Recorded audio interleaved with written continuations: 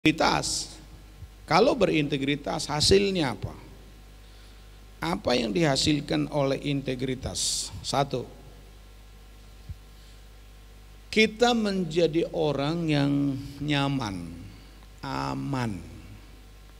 Kita memiliki kenyamanan. Amsal 10 ayat 9. Amsal 10 ayat 9 di sana dikatakan apa? Siapa bersih kelakuannya, siapa berintegritas, siapa punya integritas, integrity, siapa berjalan dalam kejujuran, dalam kemurnian, aman jalannya. Tetapi siapa yang berliku-liku jalannya akan diketahui.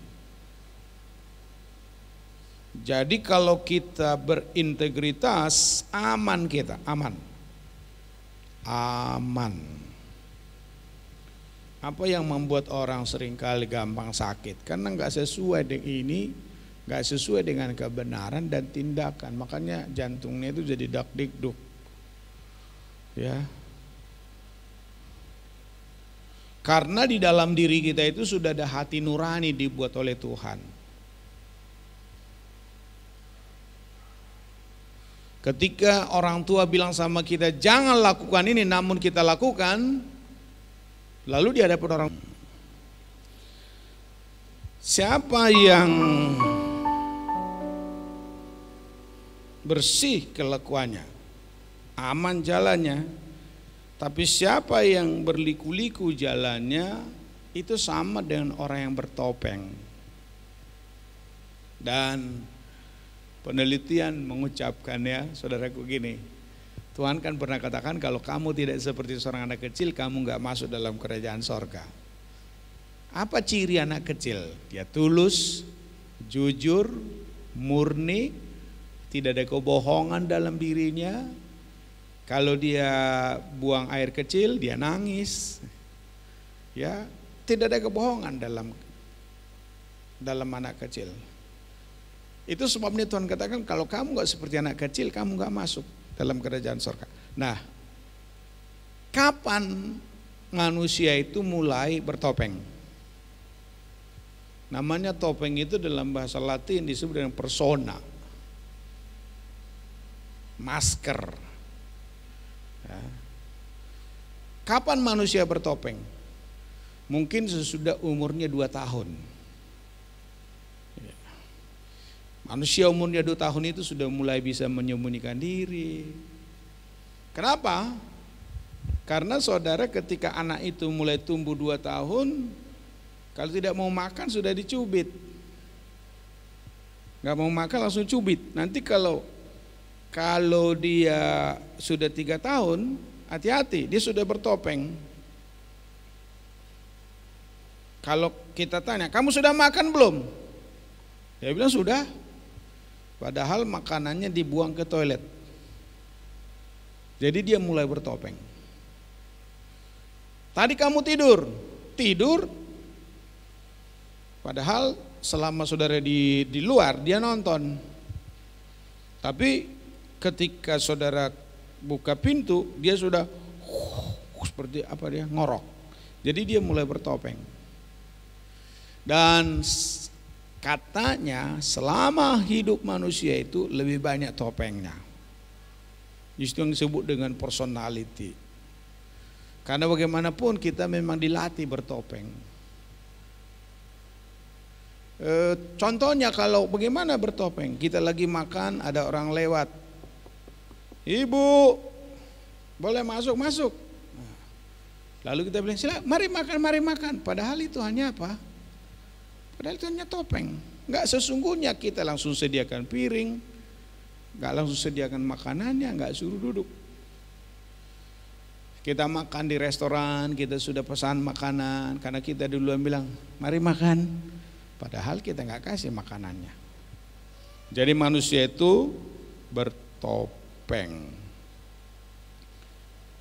Di rumah berkelahi terus suami istri, berantem.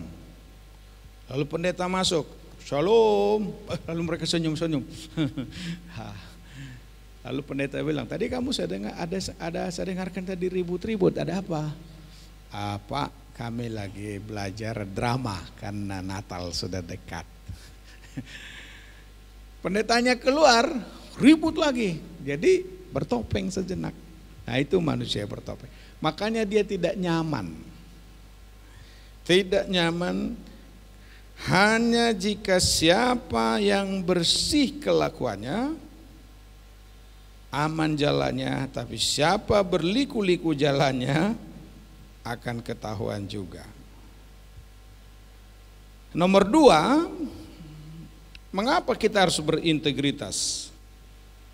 Integritas itu membuat kita ada tuntunan.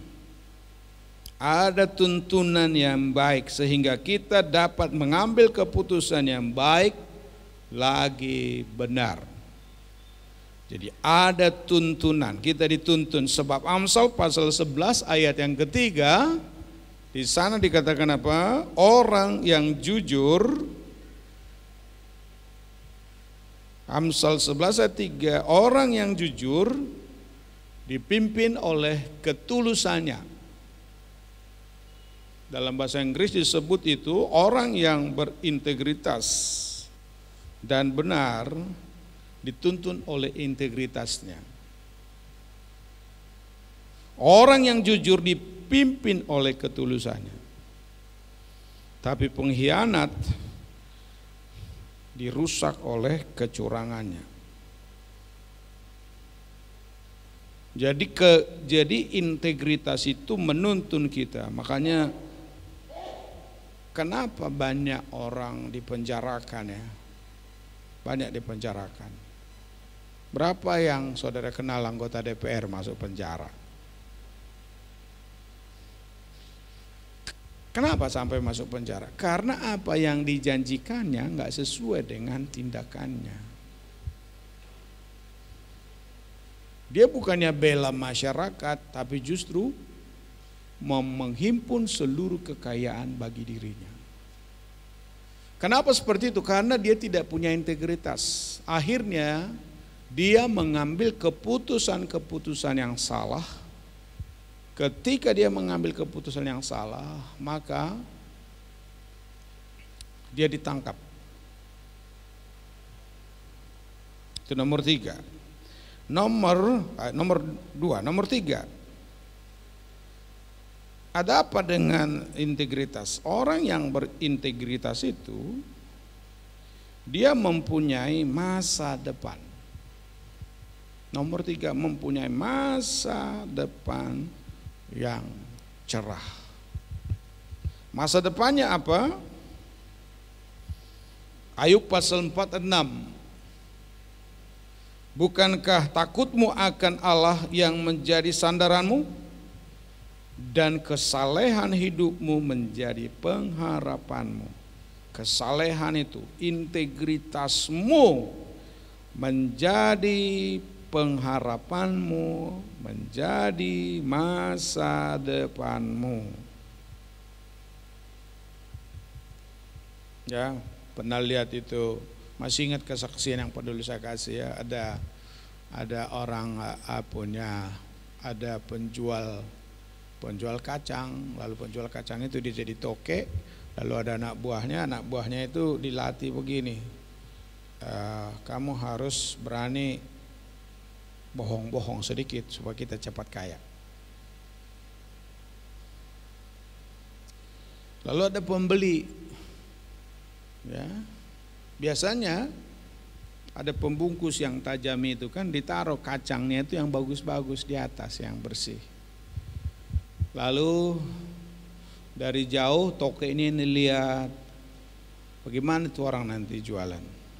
Lalu pembeli bilang seperti ini, Dek, ini semua kacang yang kamu bungkusi itu sama enggak di atas dengan di bawah? Karena dia berintegritas, dia kenal Tuhan, maka dia bilang seperti ini, Pak, jujur ya, Jujur saya katakan, yang di atas ini hanya dibuat yang bagus-bagus, tapi di bawah apa? yang tidak bagus. Langsung dia dipecat karena dia berintegritas. Tapi 3 tahun kemudian pengusaha kacang ini bangkrut. Karena ketahuan kecurangannya itu lama-lama diketahui oleh pembeli. Dan tidak ada lagi orang datang ke situ berlangganan. Akhirnya dia bangkrut. Lalu kemudian dia menyadari bagaimana supaya saya akhirnya beruntung, masa depan saya jadi ada. Dia mulai berpikir, saya harus memulai lagi usaha dengan jujur. Walaupun kejujuran itu, walaupun integritas itu berat, saya harus memulainya. Lalu siapa yang bisa bekerja dengan saya? Dia ingat itu dulu orang yang dia pecat. Dipanggilnya orang dia pecat itu, mau gak kerja sama saya? Lalu dia katakan, Pak, saya ini anak Tuhan, saya harus jujur apa adanya.